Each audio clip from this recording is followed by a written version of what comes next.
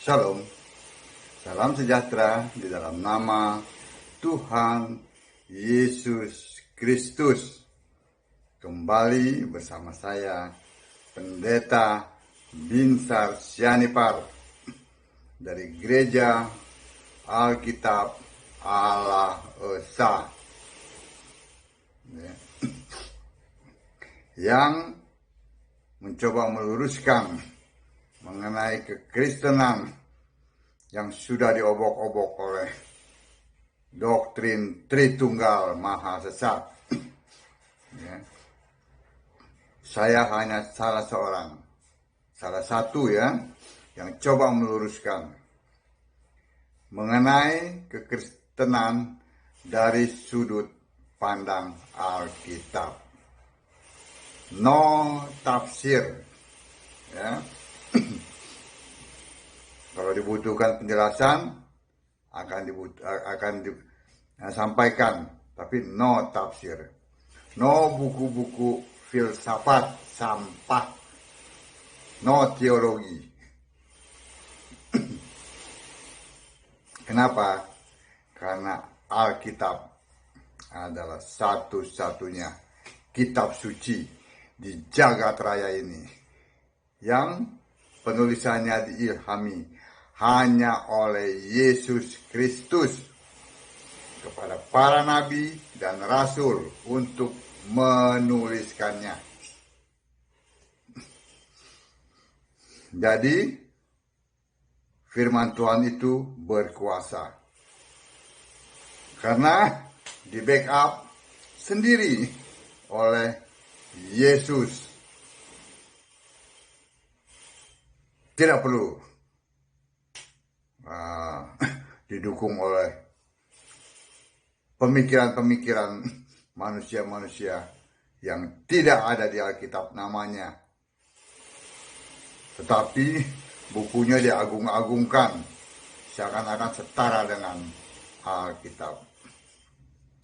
Baik, kali ini Bapak Ibu sekalian, kita akan melihat Yesus, ya, maksud saya Yesus yang manusia itu, ya.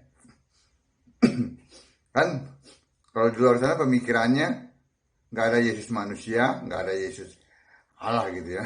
Semuanya Yesus itu Tuhan Allah gitu. Padahal yang lahir itu adalah manusia. Allah dibentuk menjadi manusia. Untuk apa? Mati di kayu salib sebagai korban tebusan. Itu. Jadi Allah pernah jadi manusia hanya sekali dan tidak pernah dua kali. Sesuai dengan nubuatan dari Yesaya 43 ayat 10. Yesus pernah setara Allah. Ya, waktu dia lahir itu ya, waktu lahir itu ya, sampai umur 29 tahun, itu dia setara Allah. Ya, di mana semua malaikat menyembah dia. Ayatnya Filipi 2 ayat 6. Kita baca. Yang walaupun dalam rupa Allah, tidak menganggap kesetaraan dengan Allah itu sebagai milik yang harus dipertahankan. Yesus waktu manusia itu setara Allah, lebih tinggi dari malaikat. Malaikat menyembah dia sejak dari umur 1 tahun sampai umur 29 tahun. Dia setara Allah. Tetapi dia bukan Allah. Ini harus dimengerti. Rohnya roh Allah. Tetapi kok bukan Allah? Ya jelas. Allah itu roh. Sementara manusia Yesus itu memakai fisik tubuh. Jadi nggak mungkin Allah memiliki tubuh fisik. Nah, itu maksudnya ya. Dia setara dengan Allah. Tetapi dia bukan Allah. Gitu. Itu yang dimaksud ya. Bahwa kalau Allah itu full, harus roh. Sesuai dengan Yohanes 4 ayat 24. Nah, manusia Yesus itu rohnya roh Allah, tetapi dia memiliki tubuh. Nah, itu yang menjadi bahwa dia bukan Allah. Ya.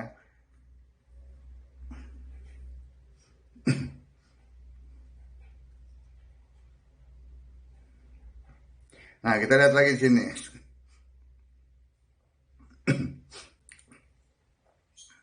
Dia ya dalam Filipi 2 tadi itu ayat 6, dia setara ya. Lalu ya, kesetaraannya itu tidak dipertahankannya. Kesetaraannya dengan Allah tidak dipertahankannya. Di mana pada saat kesetaraan dengan Allah, semua malaikat menyembah dia ya. Dalam Ibrani 1 ayat yang ke-6 ya. Kita lihat di sini Ibrani 1 ayat yang ke-6.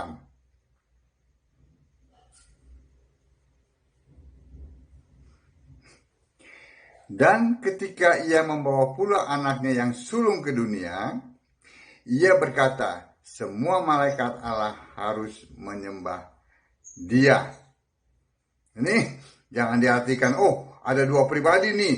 Ya, kan Tritunggal tentang pribadi itu. Ya. Allah satu.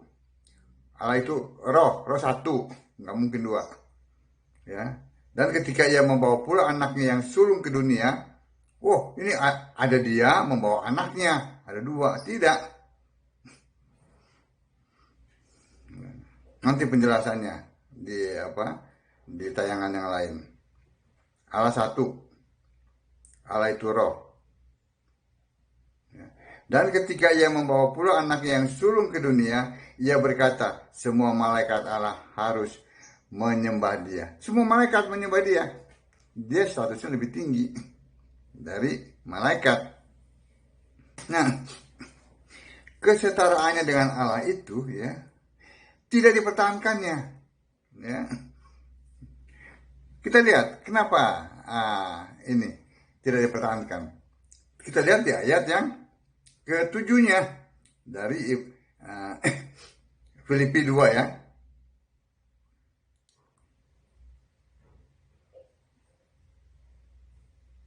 Dari Filipi 2 ayat yang ke-7-nya. Melainkan telah mengosongkan dirinya sendiri dan mengambil rupa seorang hamba. Nah, jadi kesetaraannya itu tidak dipertahankan, melainkan dia sudah terus mengosongkan dirinya menjadi hamba, lebih rendah dari malaikat. Ya. Melainkan telah mengosongkan dirinya sendiri dan mengambil rupa seorang hamba dan menjadi sama dengan manusia. Ya. Ternyata status malaikat itu lebih tinggi dari manusia. Ya kan? Ini ayatnya. Jadi dia merendahkan diri. Ya. Statusnya itu menjadi hamba. Hamba itu adalah manusia. Dan dalam keadaan sebagai manusia, ia telah merendahkan dirinya dan taat sampai mati. Bahkan sampai mati di kayu salib. Dari kesetaraannya itu ya, dengan Allah, dia rendahkan dirinya menjadi hamba. Bahkan dia taat sampai mati di kayu salib. Jadi kesetaraannya dengan Allah itu tidak dipertahankan. Kapan kesetaraan dengan Allah itu tidak dipertahankan? Melainkan statusnya itu menjadi hamba. Yaitu pada saat dia memulai pekerjaannya pada umur kurang lebih 30 tahun. Ya kan, dia memulai pekerjaannya kan pada umur 30 tahun. Lukas 3 ayat 32 ya. Jadi umur 1 tahun sampai 29 tahun itu dia setara Allah. Lalu umur 30 tahun dia rendahkan dirinya menjadi hamba. Dimulai pada saat dia dibaptis oleh Yohanes. Yohanes Pembaptis ya. Itu yang pertama ya. Statusnya jadi lebih rendah dari malaikat. Kalau tadi malaikat menyembah dia, sekarang malaikat menguatkan dia. Ini kita lihat nih dari Ibrani 2 ayat 19 ya.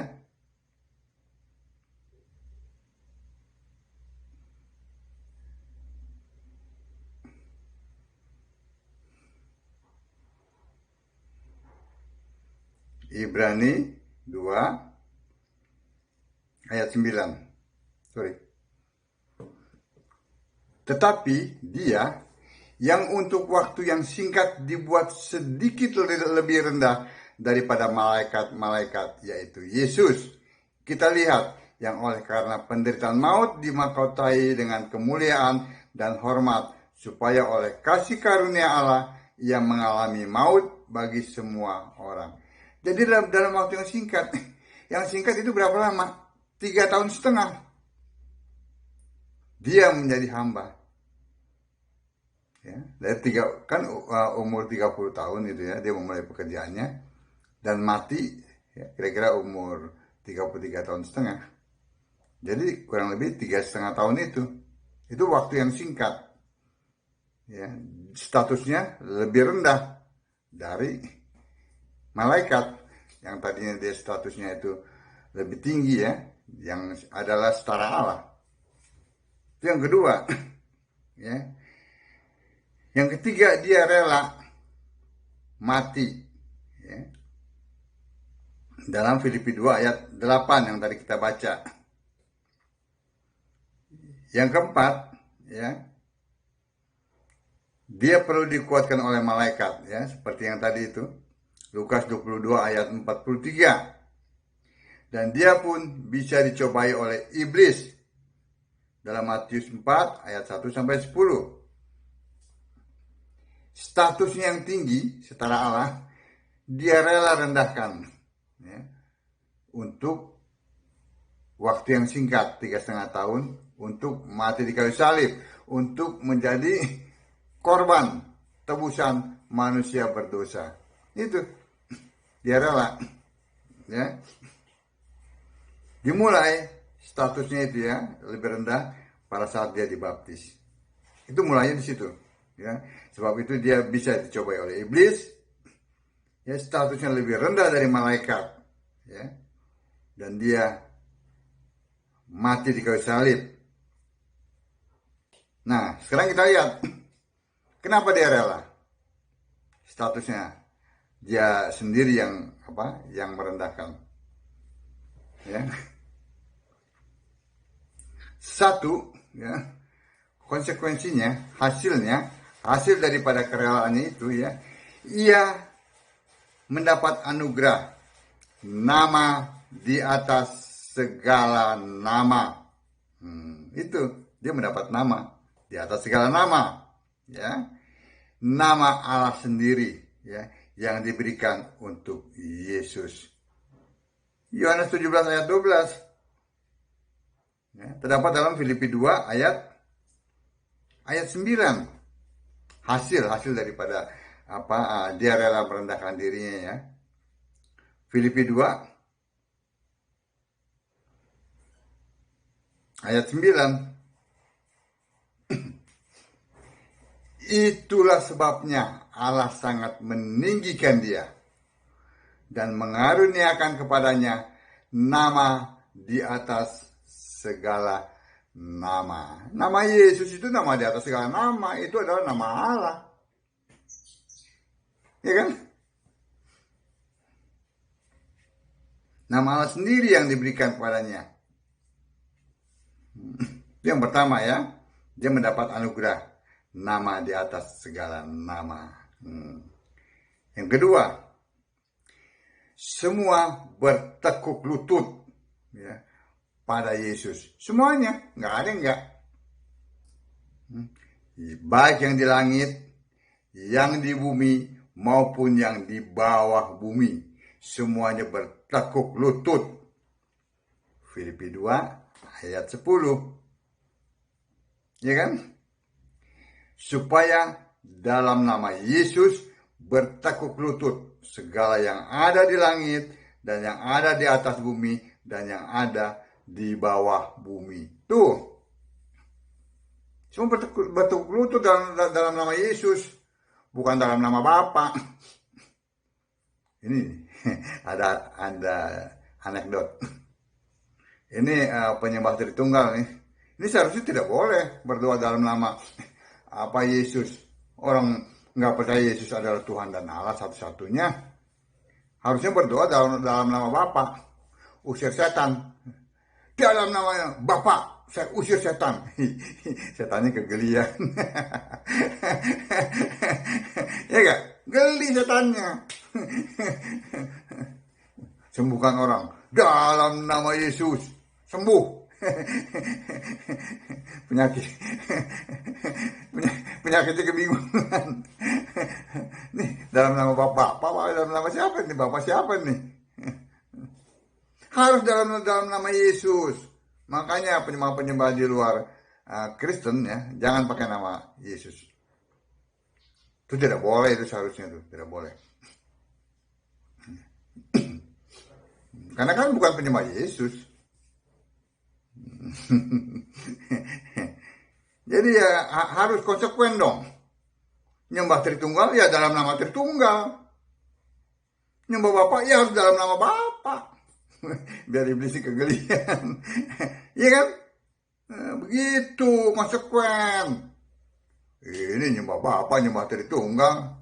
Doanya dalam nama Yesus. Waras. Nah, saya terusin deh. Daripada saya geli. Tadi hasilnya apa?